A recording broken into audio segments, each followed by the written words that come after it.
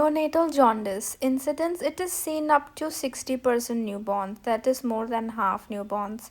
Pathological is only in 5 to 10% which require treatment. Physiological is in majority which doesn't require any treatment.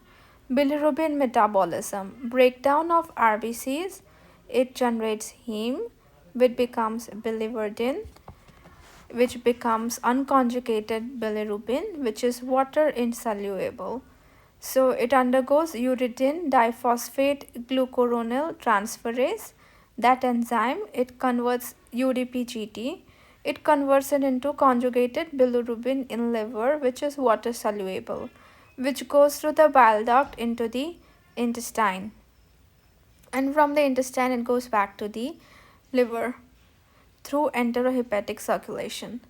So intestine it becomes stercobilinogen in colon 90% and is excreted in stools, and in urobilinogen 10% it's excreted in urine. Assessment of jaundice. Serum bilirubin levels is the best investigation. What do you investigate in jaundice in babies? You investigate serum bilirubin. Bilirubin levels, total serum bilirubin can be direct, which measures conjugated, and indirect, which measures unconjugated. Screening of baby. Initial clinical assessment is done by Kramer's method, which is visual. So Kramer's has zones in it, 1, 2, 3, 4 and 5. First is face and neck, seen first in the eyes. Second is chest and upper abdomen.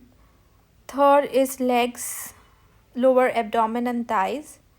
Fourth is legs, arms and forearms. And fifth is palms and soles, which is a danger sign. The progression is cephalocaudal progression. Appropriate serum bilirubin. So when you see it in the palms and soles, it is more than 13 milligram per deciliter, the bilirubin, which increases the risk of kernicterus. When you see it in the face and neck, then it is in between 5 to 7 milligram per deciliter, and the other values are in between this.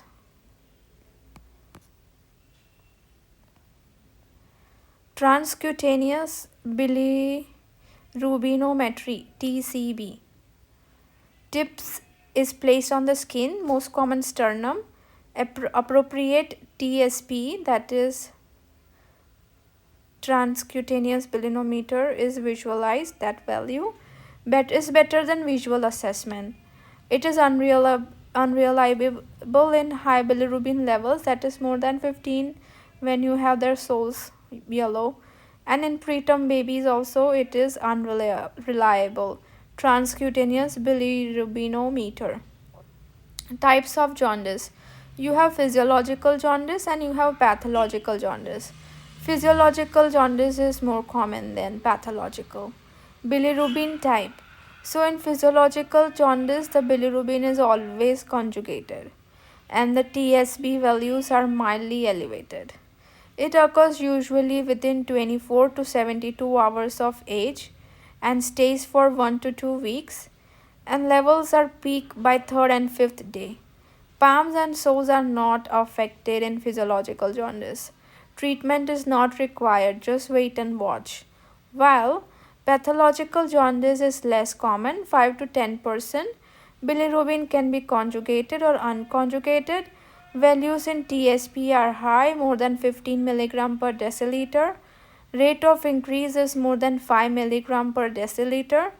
Time of onset, it is within the first day, within the 24 hours of age. Duration, it lasts up to 1 month.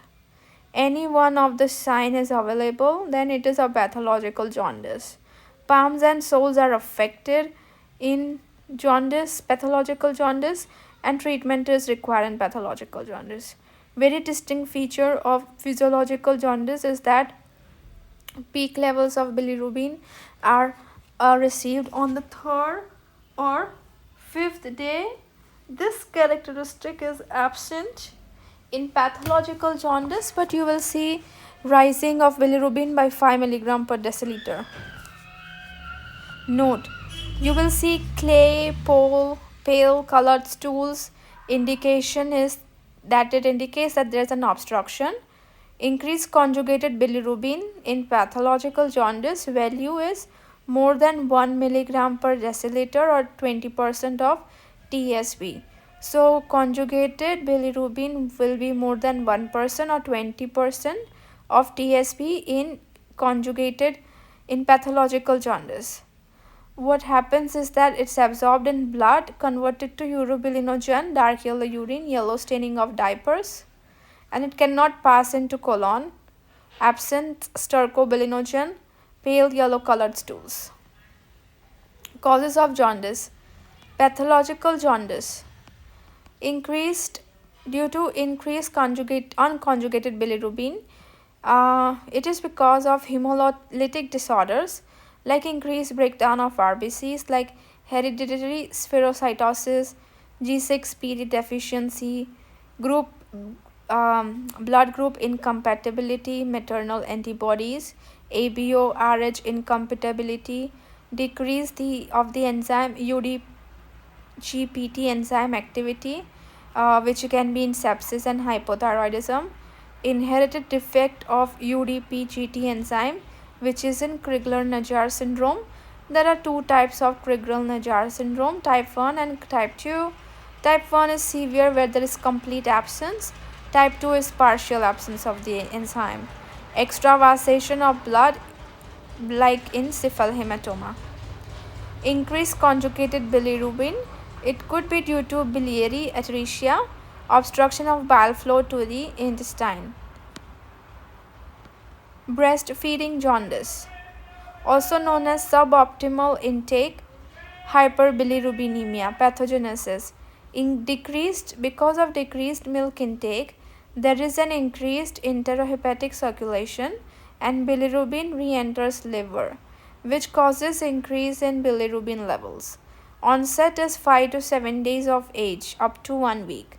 While in physiological jaundice, you already had your peak levels by 3 to 5th of the day of life. But the breastfeeding jaundice is occurring around 1 week itself.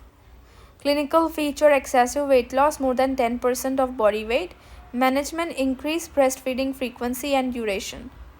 Breast milk jaundice. Jaundice more than 3 weeks is a diagnosis of exclusion.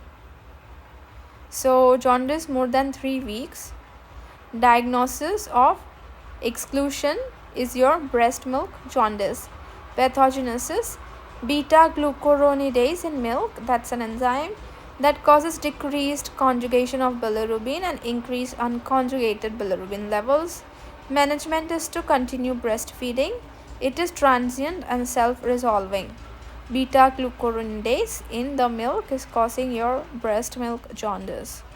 Treatment of pathological jaundice.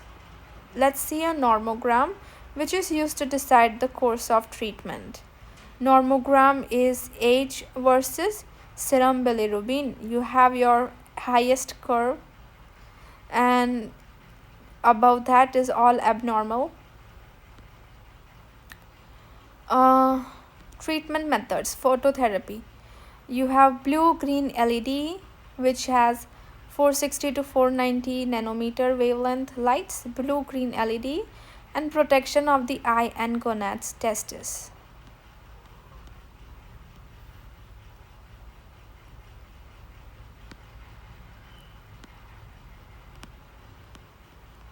Mechanism: structural isomerism. Bilirubin structure is changed. Bilirubin is converted to lumirubin and it's excreted. Photoisomerism: by light, bilirubin isomers are formed.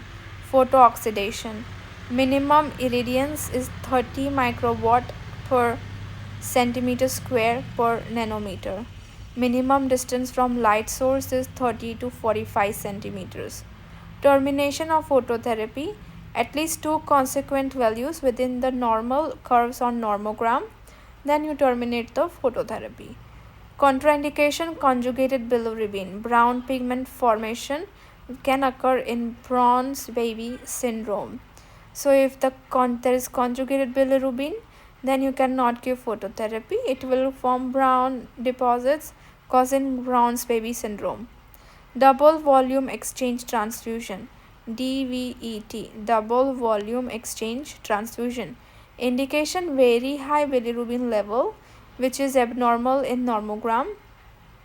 RH isoimmunization with cord blood bilirubin more than 5 mg per deciliter, or cord blood hemoglobin less than 10 mg per deciliter. So that way you can do RH isoimmunization. Mechanism: simultaneous removal of blood with increased bilirubin and replacement with equal volume of fresh blood. Amount of blood: normal amount of blood in the body is 80 to 90 ml per kg. Volume exchanged is 160 to 180 ml per kg. Management protocol: newborn jaundice screening every 12 hours for 3 to 5 days post birth.